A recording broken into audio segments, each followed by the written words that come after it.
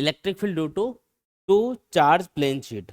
हमको दो plane sheet दे रखी है और हमको ये पूछा जा रहा है कि उनके आसपास कितना इलेक्ट्रिक फील्ड होगा। टॉपिक क्या है, अगला जो टॉपिक है वो ये है कि हमको दो चार्ज प्लेन शीट दे रखी है जो कि इनफाइनाइट साइज की है, मतलब बहुत बड़ी बड़ी शीट्स हैं, और उनको पास पास रखा गया है एक दूसरे के पैरेलल।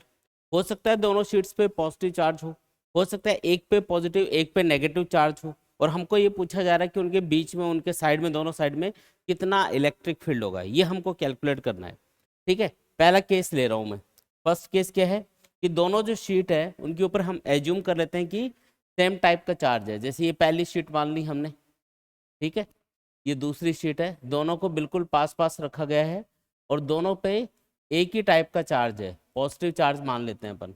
कौन सा चार्ज है, पॉजिटिव टाइप का चार्ज है यहाँ पे दोनों के ऊपर। ठीक है, पहली जो प्लेट है उसकी सरफेस चार्ज डेंसिटी है सिग्मा 1, सेकंड प्लेट की सरफेस चार्ज डेंसिटी है सिग्मा 2, ये एज्यूम कर लेते हैं। हमको इसके लिए तीन जगह पे इलेक्ट्रिक फील्ड पता करना है। फर्स्ट पॉइंट है दोनों शीट के लेफ्ट साइड में, दूसरा पॉइंट है बीच में, तीसरा पॉइंट है इधर लेफ्ट साइड में, है ना। तीनों जगह पे हम इलेक्ट्रिक फील्ड पता करेंगे। तरीका क्या होगा, सबसे पहले तो क्या करना है, अलग अलग शीट का इलेक्ट्रिक फील्ड देखना है। अलग अलग शीट का इलेक्ट्रिक फील्ड देखेंगे कि यहाँ पे इन दोनों शीट का इलेक्ट्रिक फील्ड कितना कितना होगा, कौन सी डायरेक्शन में होगा, और उसके बाद में उसका वेक्टर एडिशन कर लेना है। तो उससे अपने पास क्या आ जाएगा, टोटल इलेक्ट्रिक फील्ड आ जाएगा। तो यहाँ पे सपोज करो जो पहली शीट है उसका जो इलेक्ट्रिक फील्ड है वो हम कैलकुलेट करें। तो पहली शीट पे कौन सा चार्ज है, पॉजिटिव। पॉजिटिव चार्ज की वजह से इलेक्ट्रिक फील्ड हमेशा आउटवर्ड डायरेक्शन में होता है। तो देखो इधर आउटवर्ड डायरेक्शन में हमको इलेक्ट्रिक फील्ड की डायरेक्शन कंसिडर करनी है। तो E1 की डायरेक्शन किधर होगी, इधर होगी। ठीक है, आया समझ में। दूसरी जो शीट है उसके ऊपर भी पॉजिटिव चार्ज है, तो इसकी वजह से भी जो इलेक्ट्रिक फील्ड आएगा इस पॉइंट के ऊपर वो आउटवर्ड डायरेक्शन में आएगा, यानी कि इधर आएगा। तो दोनों शीट का जो इलेक्ट्रिक फील्ड है वो एक ही डायरेक्शन में होगा, E1 भी इधर है E2 भी इधर है, तो दोनों ऐड होंगे। तो यहाँ पे जो टोटल इलेक्ट्रिक फील्ड E मिलेगा वो किसके बराबर मिलेगा, E1 प्लस E2 के बराबर मिलेगा। और E1 E2 कितना कितना है वो भी आप इजीली बता सकते हो। E1 होगा, याद करो प्लेन शीट की वजह से उसके आसपास इलेक्ट्रिक फील्ड कितना होता है, कल हमने ये कैलकुलेट किया था sigma upon 2 epsilon naught. E2 कितना होगा, सिग्मा अपॉन 2 एप्सिलॉन नॉट। लेकिन पहली शीट की सरफेस चार्ज डेंसिटी सिग्मा 1 है तो यहाँ सिग्मा 1 कर दो। सेकंड शीट की सरफेस चार्ज डेंसिटी सिग्मा 2 है तो सिग्मा 2 लिख देंगे। ठीक है, दोनों को ऐड कर लोगे क्योंकि दोनों सेम डायरेक्शन में, इसलिए टोटल इलेक्ट्रिक फील्ड अपने पास आ जाएगा। ठीक है, इसी तरीके से अगर मुझे इस थर्ड पॉइंट के ऊपर इलेक्ट्रिक फील्ड पता करना है तो पहली शीट की वजह से इलेक्ट्रिक फील्ड आउटवर्ड इधर रहेगा, यह है पहली शीट का electric field E1। Second sheet की वजह से इलेक्ट्रिक फील्ड इधर ही आएगा क्योंकि आउटवर्ड डायरेक्शन में होना चाहिए। ये लो जी, ये आ गया E2, और दोनों एक ही डायरेक्शन में है तो यहाँ भी हम क्या करेंगे, E1 और E2 को दोनों को ऐड कर लेंगे। तो इससे अपने पास क्या आ जाएगा, टोटल इलेक्ट्रिक फील्ड आ जाएगा। वही तरीका है, E1 E2 की वैल्यू ये पुट करके आप सॉल्व कर सकते हो चाहो तो, जैसे मैं सॉल्व करके बता देता हूँ।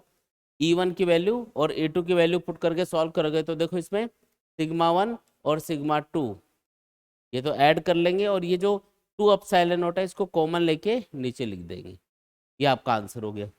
आया कुछ समझ में। ठीक है, तो दो प्लेन शीट जिन पे सेम टाइप का चार्ज है उनके साइड में जो इलेक्ट्रिक फील्ड है दोनों साइड में, वो इलेक्ट्रिक फील्ड क्या होगा, सेम ही होगा। कितना कितना होगा, E1 प्लस E2 के बराबर होगा, जो कि सॉल्व करने पे आएगा sigma 1 plus sigma 2 upon 2 epsilon not के बराबर। अगर बीच में इलेक्ट्रिक फील्ड पूछा जाए तो क्या करोगे, अब बीच में इलेक्ट्रिक फील्ड पता करना है तो पहली शीट की वजह से इलेक्ट्रिक फील्ड आउटवर्ड इधर होगा, समझ में आया क्या ये, और दूसरी शीट की वजह से इलेक्ट्रिक फील्ड इधर होगा, इसमें भी पॉजिटिव चार्ज है। तो दोनों इलेक्ट्रिक फील्ड क्या है, सेम डायरेक्शन में है या अपोजिट डायरेक्शन में, अपोजिट डायरेक्शन में। तो क्या करना पड़ेगा, दोनों को सब्ट्रैक्ट करना पड़ेगा, माइनस करना पड़ेगा। तो ज्यादा में से कम वाला इलेक्ट्रिक फील्ड माइनस कर लेंगे तो बीच में जो इलेक्ट्रिक फील्ड मिलेगा यहाँ पे इन दोनों के बीच में वो होगा E1 माइनस E2 या E2 माइनस E1 के बराबर। ज्यादा में से कम वाला इलेक्ट्रिक फील्ड माइनस करके हम रिजल्टेंट इलेक्ट्रिक फील्ड कैलकुलेट कर लेंगे। तो ये अपना प्रोसीजर रहेगा। आया समझ में। ठीक है, अब इसका मैं दूसरा केस ले रहा हूं। पहला केस तो ये है कि दोनों पे सेम टाइप का चार्ज है, लेकिन ये भी तो हो सकता है एक पे पॉजिटिव एक पे नेगेटिव चार्ज हो, तब आंसर क्या आएगा। तो अब उसको कैलकुलेट करके देखेंगे। तो ये मान लो ये है अपनी पहली शीट जिसके ऊपर पॉजिटिव टाइप का चार्ज है, इसकी सरफेस चार्ज डेंसिटी है सिग्मा 1।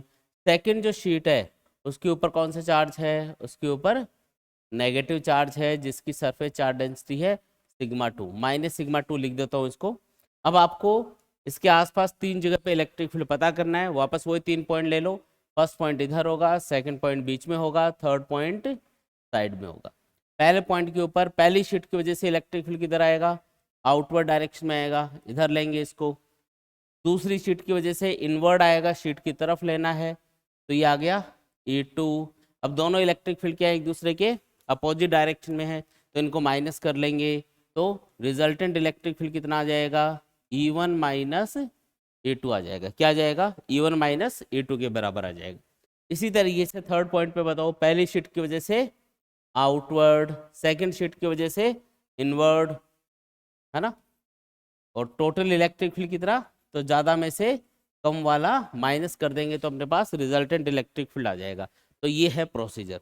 अगर बीच में कैलकुलेट करना हो तो बीच में देखो, पहली शीट की वजह से क्या होगा, आउटवर्ड, दूसरी शीट की वजह से इनवर्ड, तो ये तो एक ही डायरेक्शन में आ गए दोनों इलेक्ट्रिक फील्ड। इसका मतलब बीच में आपको अगर टोटल इलेक्ट्रिक फील्ड बताना है तो क्या करना पड़ेगा, दोनों को सिंपली ऐड करना पड़ेगा। E1 E2 वही है यहाँ पे, पहली शीट का इलेक्ट्रिक फील्ड कितना होगा, E1 equals to sigma 1 upon 2 epsilon naught, E2 कितना होगा, सिग्मा 2 अपॉन 2 एप्सिलॉन नॉट। तो तरीका वही है, बाकी मतलब बीच में आपको डायरेक्टली इनको ऐड करना है, साइड में इनको सब्ट्रैक्ट करना है।